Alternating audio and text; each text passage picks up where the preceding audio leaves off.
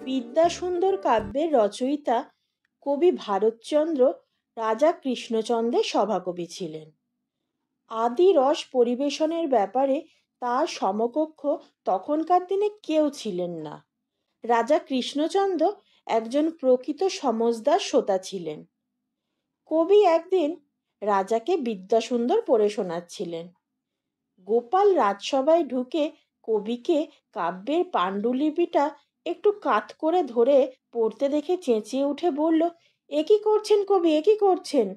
কবি তখন অবাক হয়ে গোপালের দিকে তাকালেন। তিনি বুঝতে পারলেন না যে তিনি কি এমন করেছেন যে গোপাল এইভাবে চেঁচিয়ে উঠল।